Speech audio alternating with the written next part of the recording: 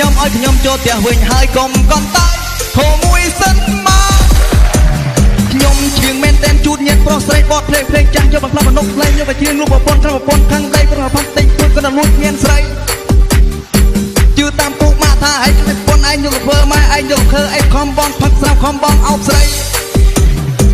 បងស្រក់ទឹកផ្នែកពុកកាច់វានឹងឈ្នះនៅប្រពន្ធនៅផ្ទះក៏បង្ខំអញអីវាថាអោបទៅឯងសំគ្នាណាស់ដល់ប្រពន្ធនៅផ្ទះតែទៅនោមកូនខ្ចីឯង